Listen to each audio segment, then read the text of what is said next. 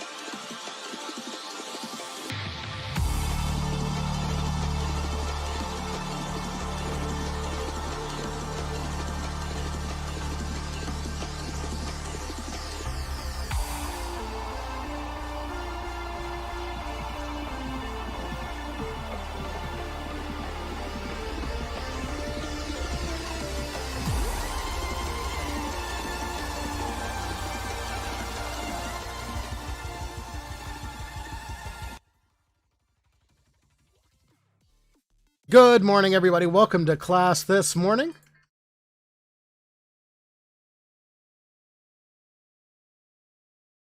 Bear with me a little bit today. I'm on a little bit of a different setup. And I'll tell you why in just a moment. And it has something to do with the first thing that I want to say here today. And that is that I hope you all had a safe, happy Independence Day holiday yesterday. It's a good time to celebrate, especially, after the last, year and a half or so now that people are getting, the vaccine and everything like that's kind of going on.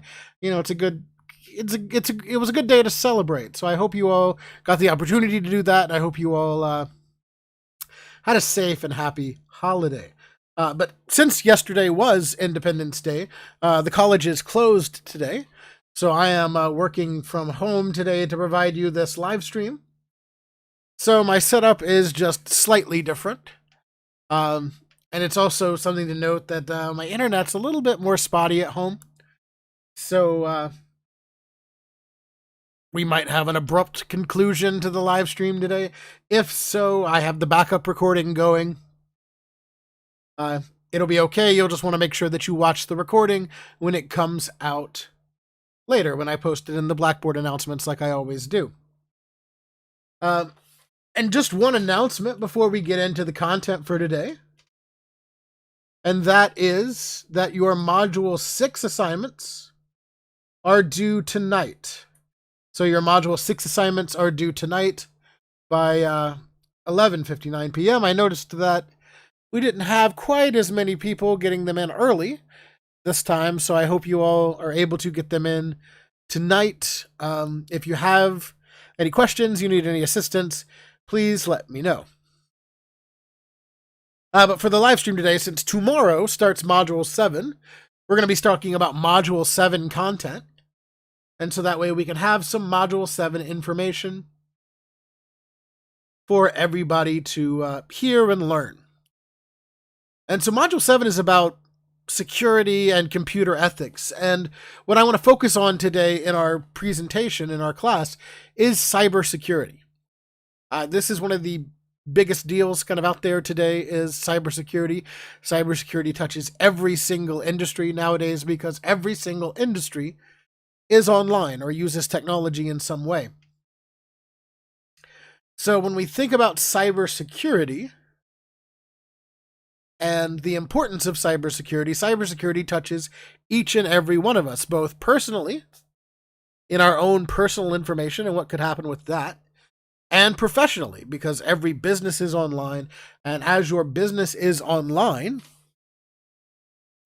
you're responsible as an employee of that business to try to maintain the integrity, confidentiality, and accessibility of all of the business needs. And we'll talk a little bit more about all of that as we get into our content today. But before we get deep into some of the other stuff, the first thing that I want to do is I want to define cybersecurity and I want to define privacy. So when we're talking about cybersecurity in particular, what we're talking about really surrounds the goal of cybersecurity. And the goal of cybersecurity is to protect our information and information systems. And in a little bit, we'll talk about how essentially the most important, the most valuable thing that we have is our information. You probably know that, or you probably have been told that before. You know, information is a hot commodity today. Everybody wants to get it. Some people want to get it through legal means. Some people want to get it through less than legal means. So we want to make sure that we're protecting our information, but not only our information, but also information systems. And when we're talking about information systems, this is where we get into more of the professional side of cybersecurity. When we're talking about an information system, we're talking about any system that provides, stores, receives information. So that's a lot of stuff, right? So whether you work at a bank, you work at a hospital, you work at a pet groomer, no, regardless of where you work, since everything is online nowadays, a lot of things are in the cloud, there are certain things that have this cybersecurity goal as a need. Really, everything has this cybersecurity goal as a need because there are information systems in every business. So when we define cybersecurity, we have our little definition of cybersecurity here. And we say that cybersecurity is the protection of information systems against unauthorized access to or modification of information, whether in storage, processing, or transit, and against the denial of service to authorized users. So in here, we're talking about three big words. And those words are not listed here, but we're talking about three big words, and we'll get to those big words in just a moment, but they are confidentiality, integrity, and accessibility. So when we're talking about unauthorized access, protecting against unauthorized access, we're talking about protecting confidentiality. When we're talking about protecting from the modification of information, we're talking about protecting the integrity of information. And when we're talking about protecting against the denial of service to authorized users, we're talking about availability.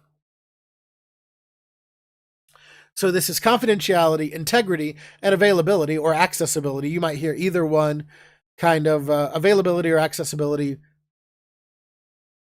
used interchangeably in this, what we call the CIA Triad in cybersecurity. So our goal in cybersecurity is to protect these things. And oftentimes what we do is we think about this as sort of a measure of being protected by an IT professional.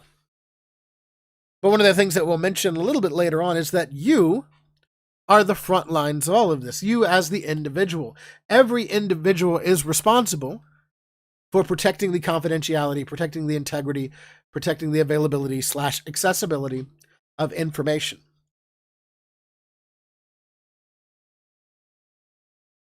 And so this includes measures necessary to detect, document, and counter such threats. So when we're talking about cybersecurity and we're defining cybersecurity, this is how we define it. The protection of, and we can, break it down and we can make it a little simpler. The protection of information systems for confidentiality, for integrity, and for availability, using measures to detect, document, and counter threats. Big deal, right? Huge deal. Enormous deal. We'll talk about some examples when we get a little bit later on at how this impacts you as an individual and how this impacts the company that you work for or other entities in a larger type scale. Before we get on to that, let me define another word here, and that is privacy. Privacy. So information privacy or data privacy, that's the relationship between collection and dissemination of data. So when we're talking about privacy here, we're talking about what's being collected versus what's being shared or what's being put out there. So the information that's taken in versus the information that gets out. And so this is the relationship between collection and dissemination of data, technology, and the public expectation of privacy and the legal and political issues surrounding them. And I think one of the interesting phrases here is this public expectation of privacy. You as an individual have some expectation to privacy. Now, your ability to have privacy is going to be surrounded by this idea of collection. So the information that you're willing to give up directly impacts your expectation of privacy. Because we can say we expect privacy, but then if we willingly give up information, we're breaking down these barriers to the expectation of privacy. You can kind of think about it as being in your house. Right? When we are in our house, it's our place. So we expect privacy in our house. Right? Well, we also want light to get into our house, right? So we put windows in our house. Now, windows, by their very nature, they're transparent, so light can get in. But we still want privacy. So we put up curtains, and we put up mini blinds, and we put up these things to block a person's vision from seeing into our homes. And so what that does is that still gives us an expectation of privacy, even if we have windows. So even if we're sharing some information because we need access to a service, we then have an expectation of privacy in terms of how that information is disseminated or used. We've taken our precautions. We've only shared what we needed to share to gain access to a service, a legitimate service like Light. And we still try to keep up that barrier to protect our more intimate, private things. Right, so hopefully you can see in kind of that breakdown how the expectation of privacy, of personal privacy, relates to your expectation of informational privacy. Now, when you start to share information, just whatever, right, and you start to just give out any information and do what you kind of want to do, this kind of goes back to some of that stuff that we talked about in Module 3.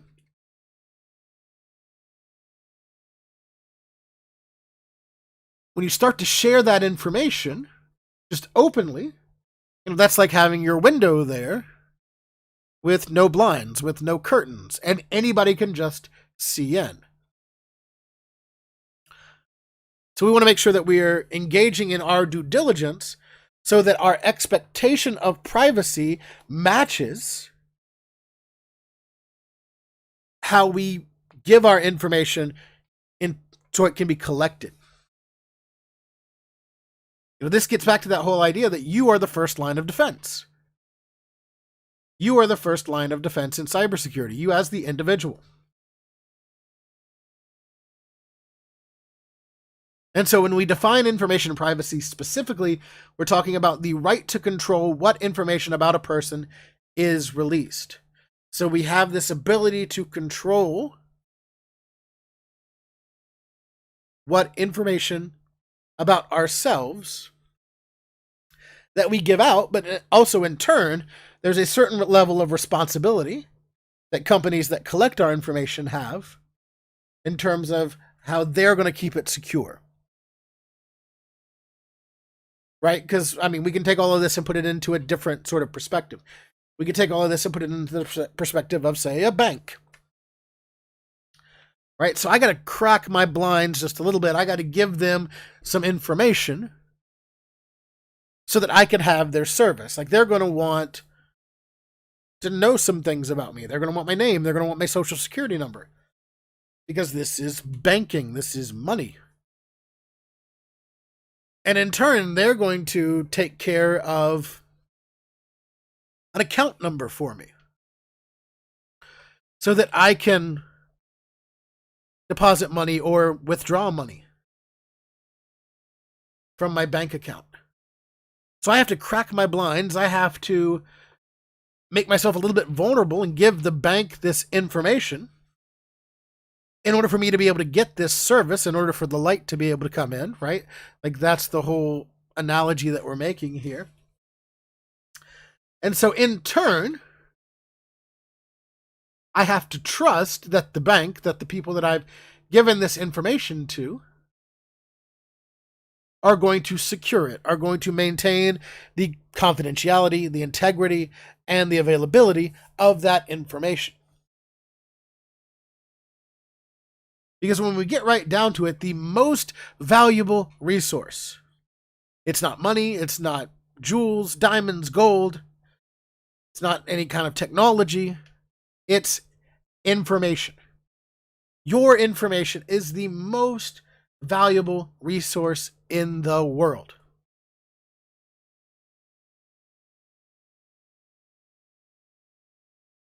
And when you think about it, it really is.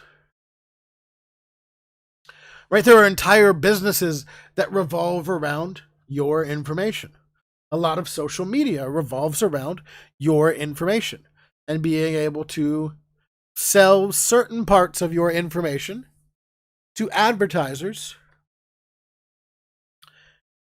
in order to show you specific ads that are tailored to you.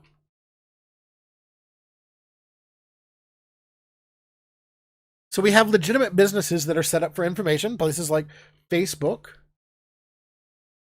Facebook, you might think, is a social media company. No. Facebook is an information company. They're an advertising company, more specifically. And they rely on your information that you share through Facebook to gain information on you to be able to target you with advertisements. So in a way, when we look at the business of Facebook and what exactly the product is, it's you. You're the product of Facebook. You and your information. Now this, again, is information that you willingly share. This is, this is in part information that you share to get a service, and it's in part maybe some information that you overshare via posting. So this is information that you willingly give up. And so that's why this kind of falls in the legitimate business territory. Now, there's also illegitimate businesses, people that are trying to get your information through illegal means. We'll talk about hacking and phishing and viruses and all this other information a little bit later. But, there's this illegal information gathering, and it is a huge business, or else we wouldn't see phishing and hacking and all the virus transmission and all of this stuff that we see on the internet trying to get your information. Now, in the previous case, in the case of Facebook, it's to be able to show you ads. In the latter case, in the illegal case, it might be to steal from you. It might be to assume your identity. It might be to, do one of any number of nefarious things. Right? So it's what we share about our information, how we protect ourselves from not sharing information when we don't want to, and what these companies do with our information, because sometimes it's not our choice, right? A big company gets hacked. When a big bank gets hacked, for example, like our previous example, and all of a sudden the information that we trusted that bank with, well, it's out there anyway. Like, it's not information that we would have given away personally. We had this trust relationship in order to provide this service, and then they get hacked. So we'll talk more about that in just a little bit. But really what makes cybersecurity difficult in the modern era is really how complex the modern internet is. So when we take a moment to consider just how complex the modern internet is, and we kind of think about history and how things have kind of gotten to here. Like when you think about your parents or your grandparents, they could deal with pencil and paper, right? Like there was, prior to 1994, the internet as a consumer tool didn't really exist, right? So everything was conducted via print mail, via telephone calls. Occasionally, you might get a computer with some kind of telephone connection in a business situation. But the majority of things were handled physically. They were handled with physical media. But our expectations of this modern world puts everything online. And it puts all of the businesses online, because that's part of the expectation of the modern world. So really, business in general, whether you're small or large or an international conglomerate, you have to have some sort of technological presence, just like you have as an individual, and it involves a lot of these. Just because you want to make sure your life is easy and convenient and modern.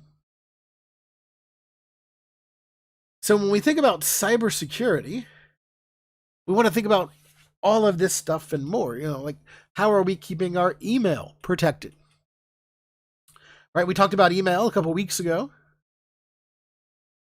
Back in Module 4, we had a look at email. And one of the things that we didn't really mention then, because I was kind of saving it until now, is that when we're writing our email and we're sharing our information, an email is a trust relationship.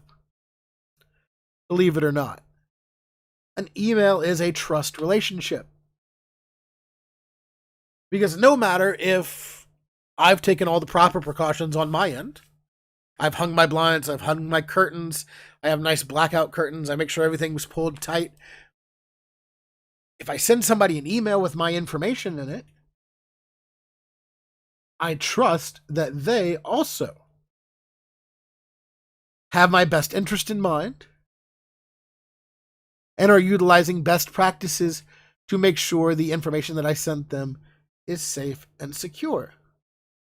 So it's not just me at that point. When you're sharing that information, it's between you and your friend, or you and your parents, or you and your business, whoever you're sending that email to. A lot of people don't consider mobile devices as a source of cybersecurity issues, but they are. You can get a virus on your phone. A little more prevalent in Android than it is in an iPhone, on iOS. But it's still possible. And mobile devices are in everybody's pocket. Everybody's got to have a mobile phone these days. Right? So that puts the need to have cybersecurity in a lot of people's hands, in a lot of people's pockets, to be more specific. Corporate websites, business websites. We'll talk about phishing in a little bit. We'll talk about spoofing in relation to phishing. And one of the things here with corporate websites is that they might not always be what they seem. Social media. We kind of mentioned Facebook already and the information that we share there. It's one of the things to kind of talk about here is, when you see those name tests on Facebook and you see all these, like on TikTok, you see these trends and they kind of trick you into revealing some information about yourself. You see them on like things like Twitter, and they even have some stuff on TikTok and Facebook where, they have like, oh, well, your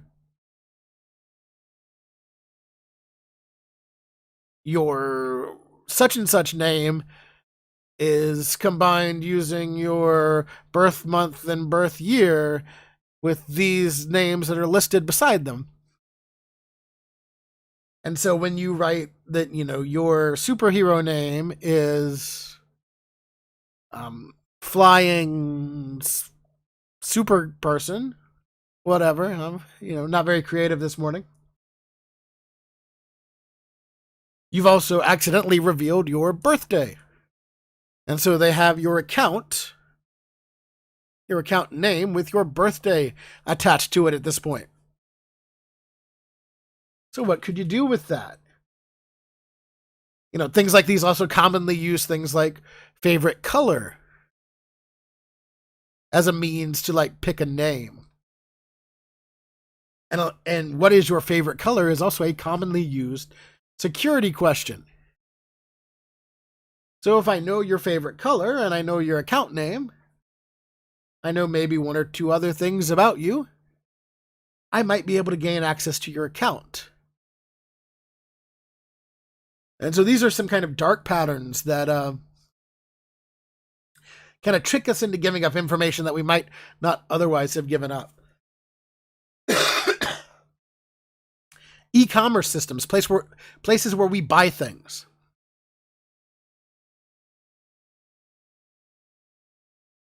We want to make sure that they're being secure with our credit card or debit card information. Same thing with online banking. We've kind of already talked about online banking at length.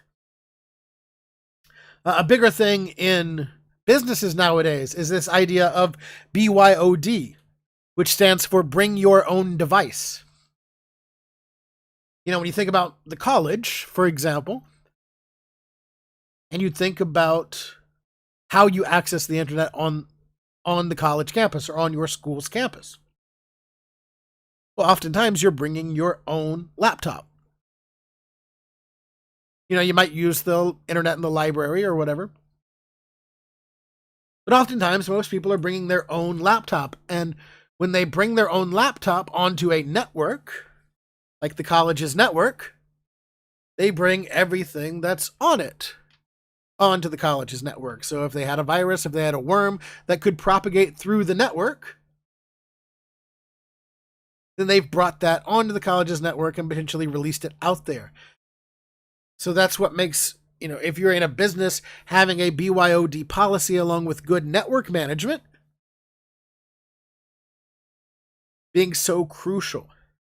And finally, we have backup and remote access, especially nowadays when ransomware attacks are at an all-time high. Right? Ransomware being the idea that, your computer gets injected with a virus that encrypts all of the information on your computer, right? Because information is valuable.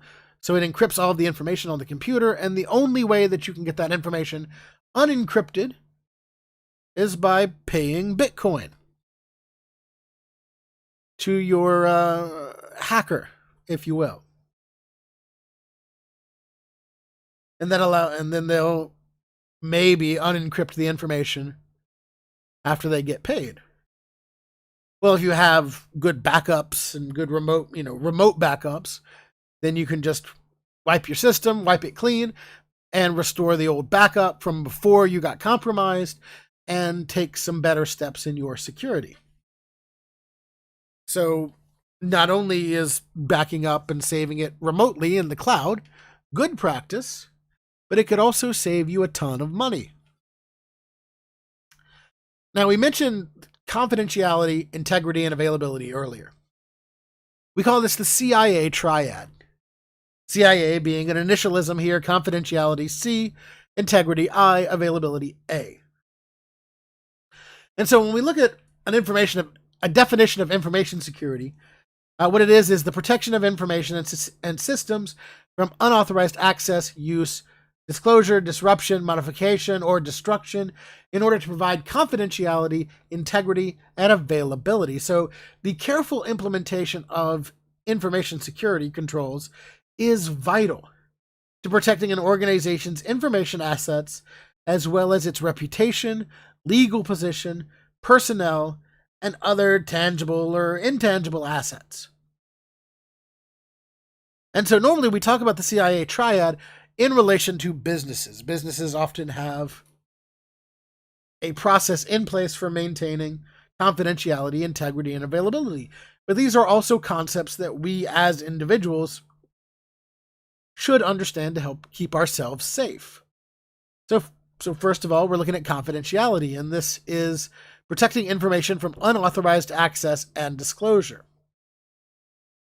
And so we mentioned earlier that, this is mostly on the hands of businesses, right? Like when we share that information to get a service with like our bank, we want to make sure that they're maintaining the confidentiality of that information. But it also extends to things like the email situation that I was talking about. You get an email from your friend, it might have some personal stuff in it. And if you're not ensuring to maintain the confidentiality of your email account, then your friend's information could get compromised. So we have kind of two sides of the coin here in terms of confidentiality. And what we see as an example of violating confidentiality is when we have a criminal like a hacker stealing customer usernames, passwords, or credit card information. And then integrity is protecting information from unauthorized modification.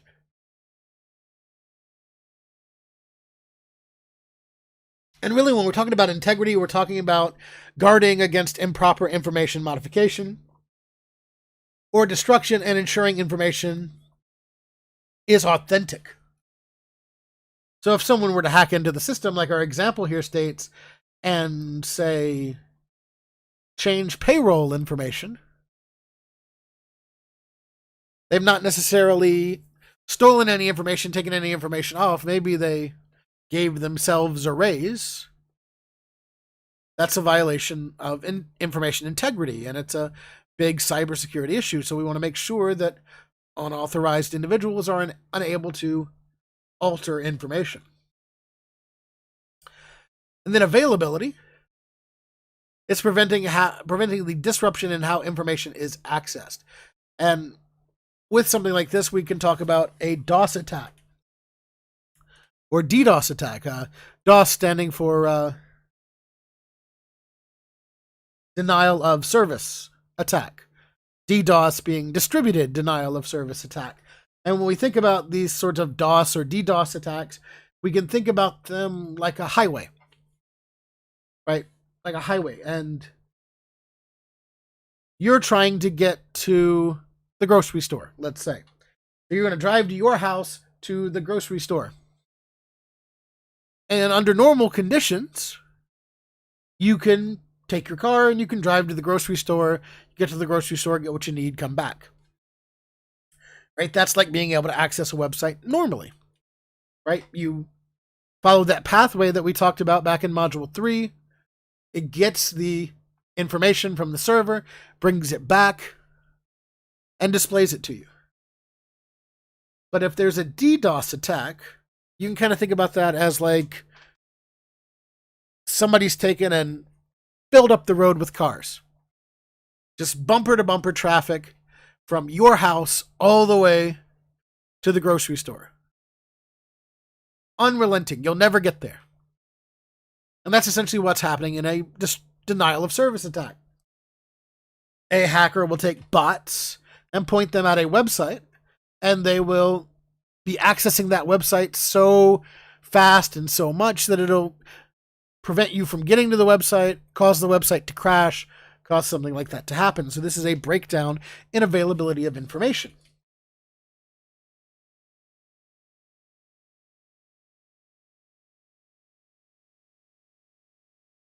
You can think about this kind of like if you've ever tried to get something that was like exclusive. Like I like sneakers, right? So like sometimes I might try to get into one of those sneaker drops.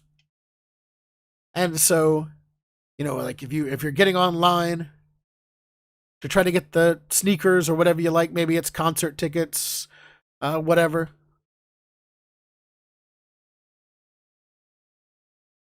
And you're trying to get it, but the internet's being real slow and maybe you're not able to access the website. That is what's happening with a DDoS attack, right? You have a whole bunch of people rushing to a site to try to get the shoes or to try to get the tickets or to try to get the makeup or whatever it is. But that's legitimate versus a DDoS attack, which is illegitimate bot traffic. So that's our CIA triad in a nutshell. Now let's talk about threats and vulnerabilities. And this is where we get into internal and external threats. And we'll talk about a lot of external threats here. Because when we're talking about protecting our information, we want to know what we're protecting our information from. And so there are threats. And threats are any circumstances or events that can potentially harm an information system by destroying it, disclosing the information stored on the system, adversely modifying the data, or making the system unavailable. And then there are vulnerabilities, and these are weaknesses in an information system or its components that can be exploited. And so when these vulnerabilities are exploited, that's when it changes from a vulnerability to a threat. Right, so vulnerabilities can be corrected. They're frequently caused by, like a flaw in coding or a little hardware malfunction flaw. And so oftentimes vendors will send out a patch to software in order for these vulnerabilities to be fixed. And that's why people talk about how important it is to make sure that your software is always up to date. Because they're patching these vulnerabilities, and we don't want one of these vulnerabilities becoming a threat. And so as we look at threats, we can look at several different threats here.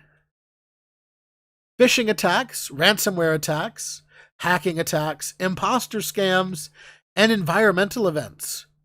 And so we'll talk about all of these in a bit of detail here.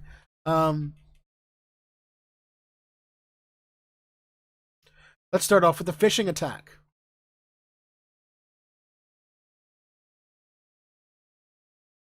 So phishing is a social engineering attack. It's involving trickery, and we'll talk more about what social engineering is in just a little bit. But essentially right now, when you think of social engineering, we can think of hacking a person instead of a computer. Right? Social engineering attack, it involves trickery. It involves tricking somebody. And it's designed to gain access to systems or to steal data. And when someone is targeted specifically in a phishing attack, it's called spear phishing. And so you might see someone high up in a company, like a CEO or maybe one of the person that's in charge of the accounts for a company, or like a college president, for example. And they get targeted by a specific phishing email that looks legitimate. They try to trick them to click a link and put in their password and information into a non-legitimate site. Or an email about a delayed shipment that causes you to click a link and download malware to the network. Right? These are all the results of a phishing attack. And so in a phishing attack, you should imagine the word fish is spelled with an F, right? That's kind of where we kind of get this, right? It's phishing, right? I take a little bit of bait, I put it on a hook, I throw it out there, and I see if I catch you. I see if I trick you into giving me the information that I want from you. So you get an email that's pretending to be from your bank or pretending to be from your college or pretending to be from somewhere important with instructions to log in with your information. Or you might get, if you've heard of those old Prince emails, like you get an offer from a prince to share untold millions in unclaimed gold. This is a common phishing attack. They're trying to trick you into clicking a button and giving information that you wouldn't normally give, or downloading malware. There are also some variants to phishing attacks like vishing, which are attacks by telephone, and smishing, which use text messages. You might have seen some of those, like you get like a weird text message about a package that's been delayed. That's a smishing attack. On my next slide here, I have an example of a phishing email, because I want to give you some things here to kind of pay attention to. So the first of all here, it says it's from American Express, right? We have the big name American Express here. We have an American Express logo here. Like when we look at this at first glance, we might say, well, it looks legit.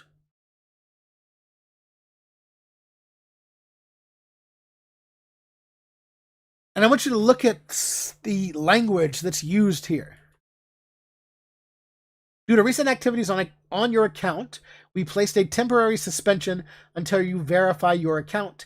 You need to review your information with us now on 11/8/2019, 10:28:38 a.m. To continue using our American Express online service, we advise you to update the information about your account ownership with a big button to click to review your account. Now, when we start to look at this closer, we see some issues. Like even though it says American Express here, we see that the email is actually from administraciones@pentagon-seguridad.cl. That's not American Express. We notice that this logo, even though it is the American Express logo, it's kind of squished. It doesn't look quite right. And the language here, in particular, is something to pay attention to. When people are trying to get you involved in a phishing attack, they're going to use language that causes you to panic, that causes you to think you have to take immediate action on something. Right? Because right off the bat here we see, due to recent activities on your account, we placed a temporary suspension. And so immediately that sends you into a tailspin. That sends you into thinking, oh gosh, something's happened. Now I can't get my money. My money's locked up. I've got to do whatever it takes to get my money unlocked so I can keep on doing what I need to do.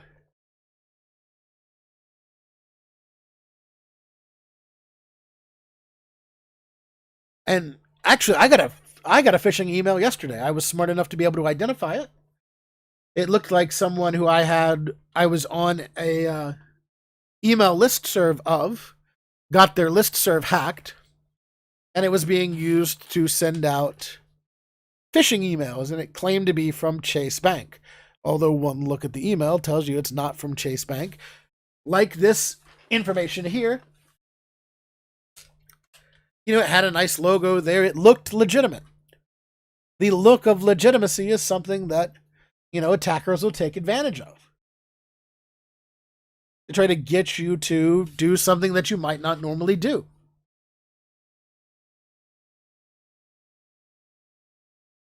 So you want to make sure that you kind of check things. If you're really concerned about it, you want to go directly to your bank's website or to your credit card's website. You want to pass on clicking any links in this email. Don't click any links in the email. You can go directly to your bank's website and check it there to see if there's an issue.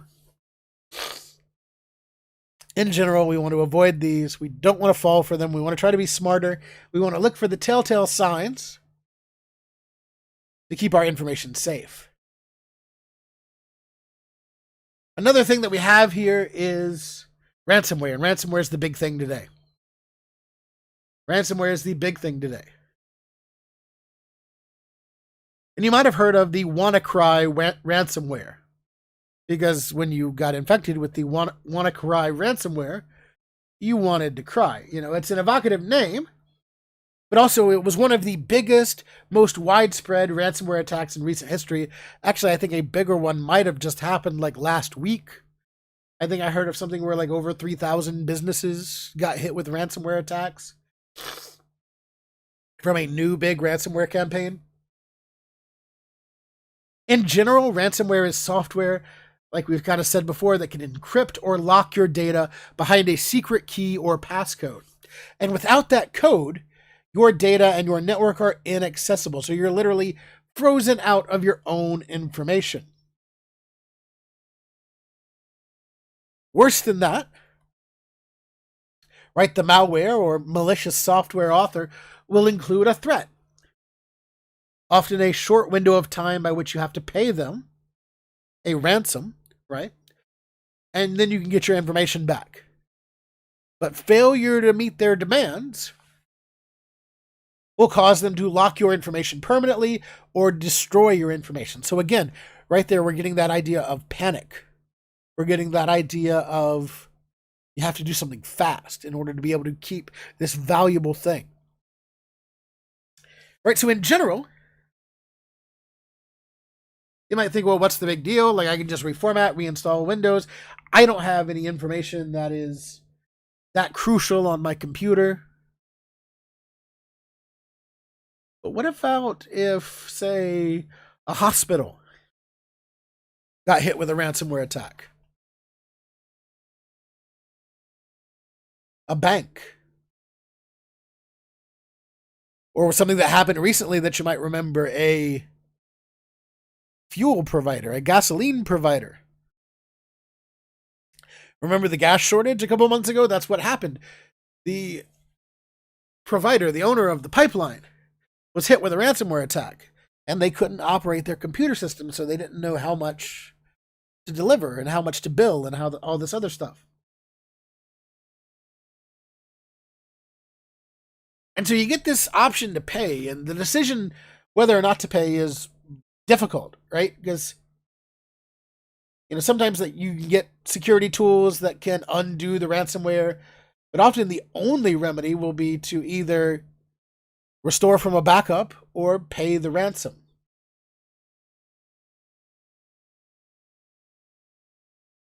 And sometimes everything will be okay, right? They'll go ahead and give you the key to unlock your information. But other times the malware might be so poorly crafted that even if you've paid, you can't undo the damage. It's already done. There was actually a study in 2018 found that for those who paid, only about half found the tools given them by the malware author would work to be able to get their data back. Which doesn't really sound like good odds if you ask me. And believe it or not, cyber criminals, they don't give money back guarantees for their work. They just leave with your money. Now, the ransom in these cases also often needs to be paid with cryptocurrency, like Bitcoin, which can provide another barrier. Because, there are people out there that don't know how to buy or send cryptocurrency.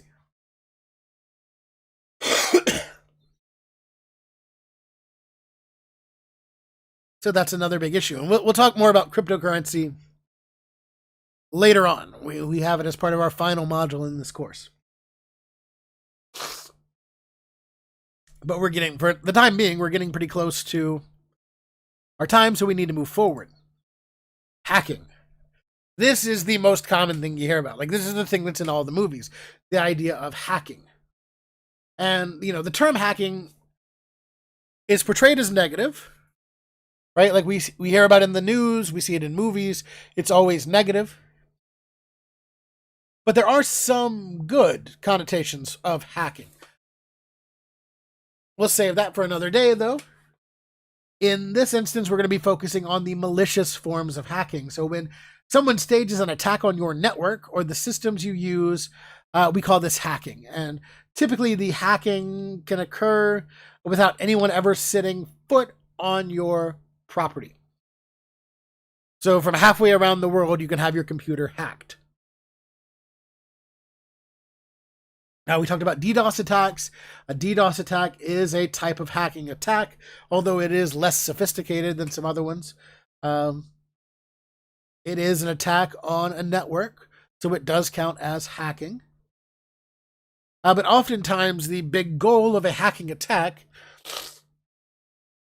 is to get access to unauthorized information, to steal some information, steal some funds, steal some intellectual property, steal something.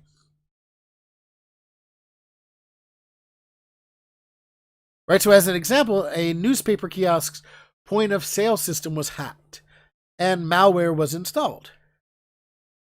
So every time a customer swiped their credit card, that information was sent to criminals, and this happens at businesses as well. This was basically kind of the precipice of the Target hack, if you remember that from several years ago. Believe it or not, that hack resulted in a third-party vendor that serviced the heating and air conditioning system.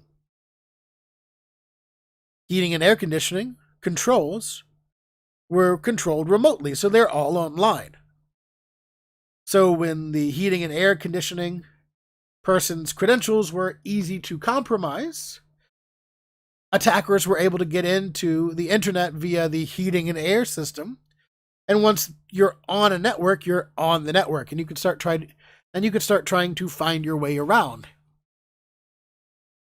And they found their way to being able to steal millions of credit card numbers. So it's something interesting to think about. Now, I've got this next slide here that's pretty interesting. It's called Why Hackers Hack, and I'm just going to kind of leave this up there for a minute, just so you can kind of take some stuff in here.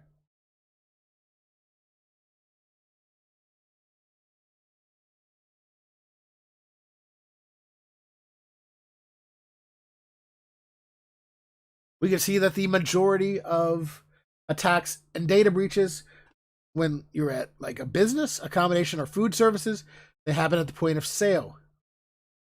Financial and insurance happens on web apps, websites. Healthcare, privilege misuse. Because anybody can get in, right? So,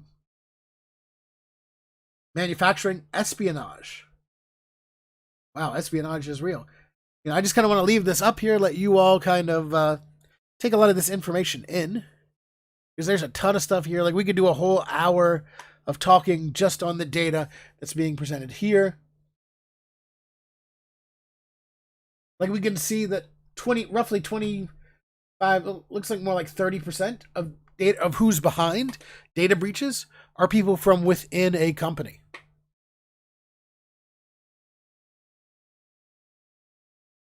Which is pretty interesting, right? So I'm going to leave this up here for just a minute, just so you can kind of look over everything. You can see the motives behind different types of attacks. Mostly it's for cash or information.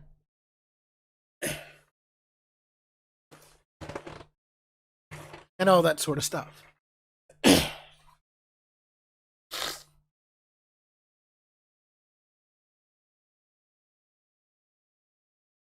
So moving right along, imposter scams.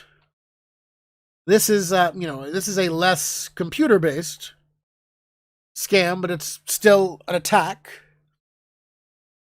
and could still compromise a network. This is where we're getting into some more social engineering here. So some official calls or emails to report a crisis situation. And that was one thing that was happening at the college quite a bit. Right? Like, employees started getting emails from a weird email address that had the display name of the college president on them. So there was this weird phishing campaign going around trying to do an imposter scam to get some information from people. And so these imposters can represent a wide variety of people: the IRS, a bank, the lottery, technical support. And again, there's a sense of urgency or a dire penalty if you don't act.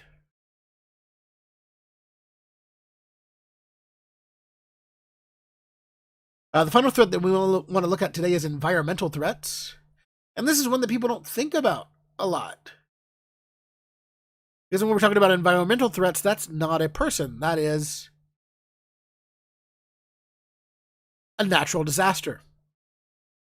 So you want to have a recovery plan in place in case there's a flood or an earthquake or something that can harm your computer or disrupt your business's network access. Downtime can lose customers. A loss of customers results in a loss of money because clients can't wait.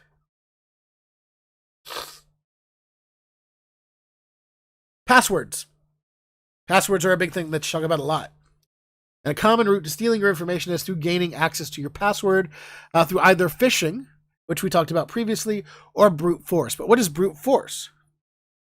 Brute force is basically guessing a lot, right? Like, as an individual, I can guess a decent amount of times, right? Like, I can try maybe 10 passwords every 30 seconds to try to figure it out.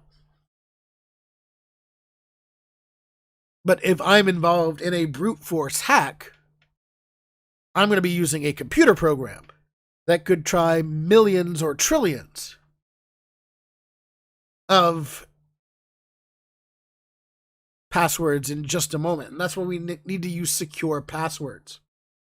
And in using secure passwords, we're talking about a combination of lower and uppercase letters, numbers, special characters, maybe even using passphrases. We want to avoid dictionary words, which are just regular old words. And this includes foreign language words. So what I like to tell people to do to kind of get them a strong password is to think about a line from your favorite song. And we'll kind of look at this here.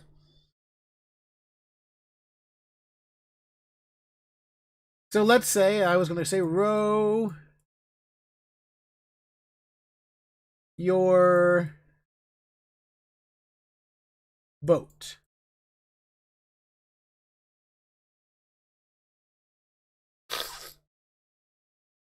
Row, row, row your boat. Just pick out a part of your favorite line from your favorite song.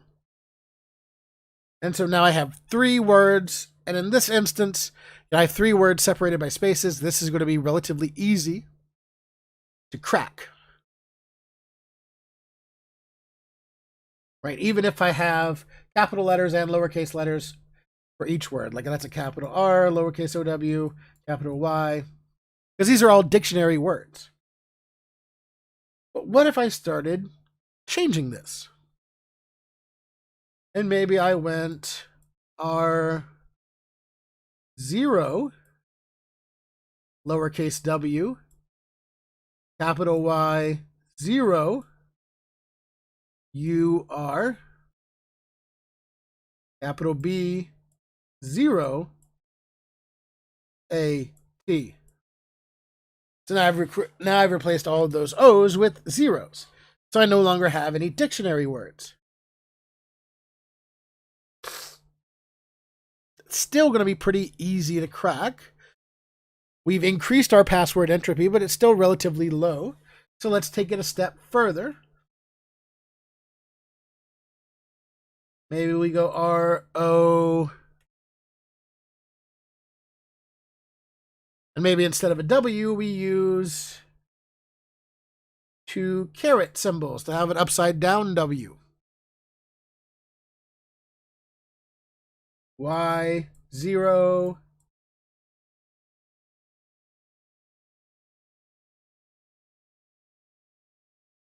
Let's say U ampersand.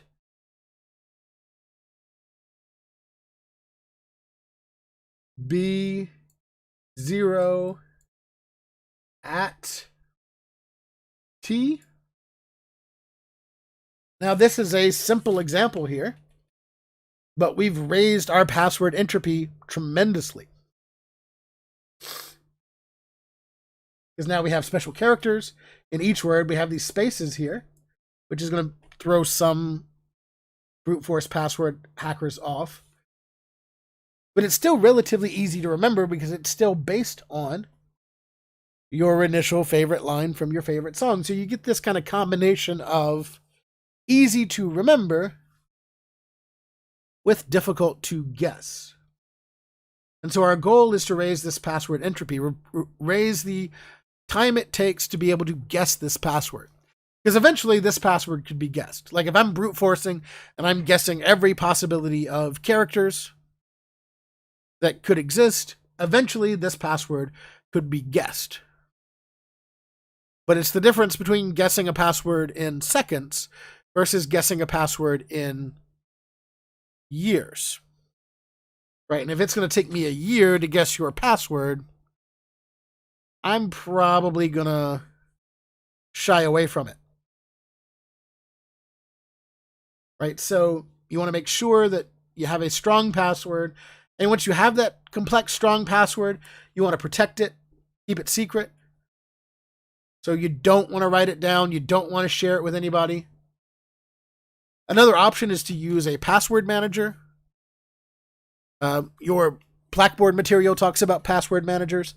That's a great option to be able to get you a completely random password that's going to be safe and secure. And then you don't have to remember it because it's your password manager that remembers it for you. You only have to remember the password for the password manager, which makes life a little bit easier. So we've reached our hour mark here today.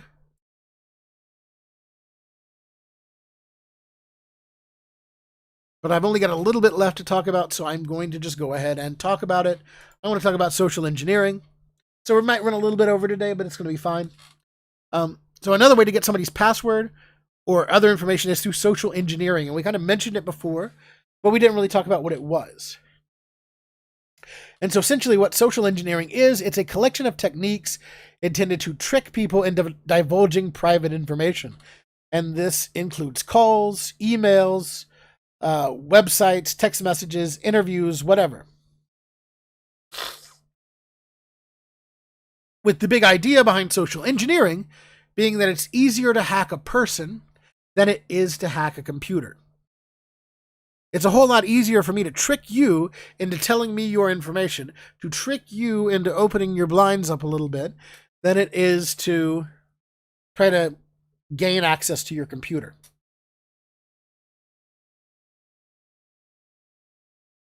And so we see this kind of example here. Imagine getting this phone call from an individual who says, "Hello, I'm calling from Technology for America. We're a nonprofit organization working to help ensure that the U.S. stays at the forefront of computer technology.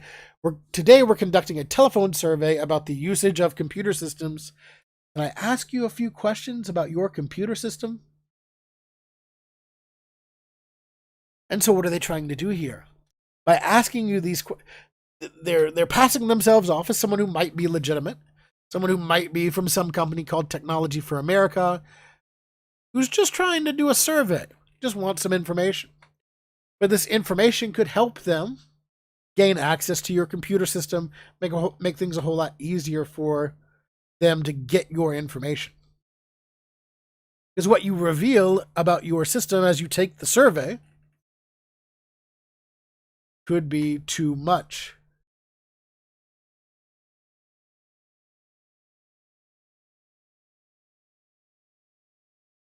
Another big intention of social engineering is to steal your identity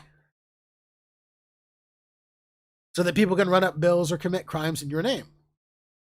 So that's why, in general, we don't want to participate in surveys when we get called. I know in general, I just don't have time for them, but an added bonus is that I'm also protecting my information when I don't participate in surveys. You also don't want to share your personal information, especially when you don't know where it's going. Remember that relationship between your information being collected versus how your information is secured. If you don't know where it's going, if you don't know what's being done with it, you don't want to share that information. And you definitely don't want to give out computer systems or network information, because that could give somebody that foothold into the door that they need to be able to gain access to your systems, to your network, all sorts of information. So what you want to do is you want to document the situation. You want to verify the caller identity if possible, and just obtain as much information as possible. If there's caller ID available, write that down. Take detailed notes of the conversation. Modern social engineering people, they've got kind of smart about the caller ID thing. There is something that is done called caller ID spoofing, where it can look like it's from any number. So somebody could call you who is totally illegitimate, but on caller ID, it looks like it's coming from a legitimate institution. That's why a lot of cell phone providers have started doing this like scam likely caller ID on your phones when you see that, to help you kind of identify who these people might be doing social engineering. And so as we wrap up here, I just have a series of tips for you, and you're going to get a lot of these through your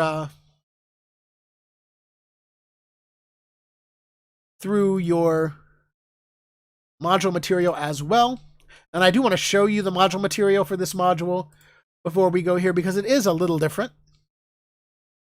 But one is that we want to be careful of email attachments, web links, and voice calls from people that we don't know.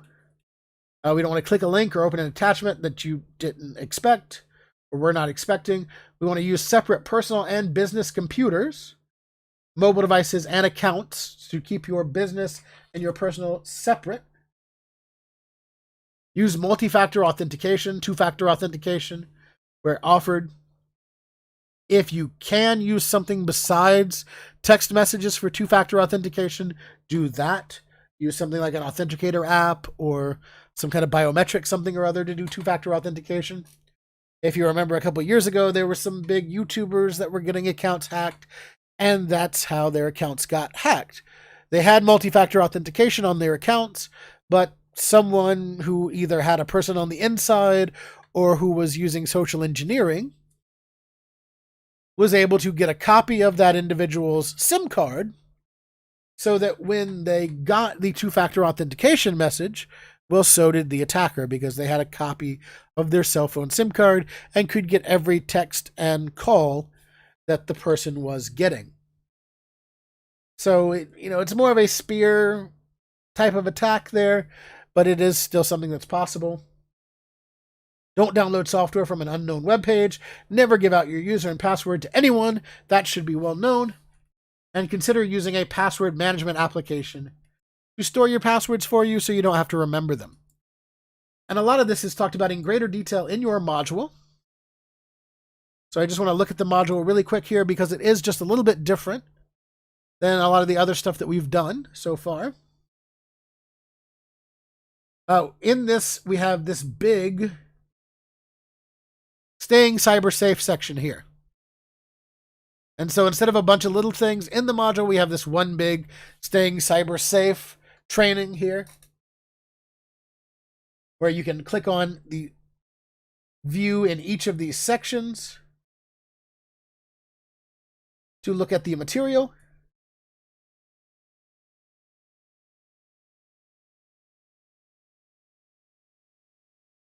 And we can see here, like, this is my guy Cyrus. He's going to tell you how to use the tutorial. And when you're done with a section, you can click this main menu button to go back and go to the next one. So we have information here about computer security risks, viruses, and malware. I click through and I read all these. Then I get this continue button and I can keep going. So this is the big part of the content for this module. So make sure that you are going through this. You know, you get nice little progress bars and you get to see what you've done and what you've not done as you go throughout this. You know, and it's kind of a game, just a little bit. So hopefully it's a little more fun than some of the stuff that you've been doing. So there is that. Then you also have your computer ethics discussion board post here, some commandments of computer ethics, and some other stuff to look at here. So lots of stuff to read, learn, and do in Module 7. If you have any questions on any of it, please let me know. I'm going to hang out in the chat for just a minute. See if anybody who's here live with me has any questions. If you're working through this later and you have any questions, please send me an email. But as always, thank you for watching, and we'll see you next time.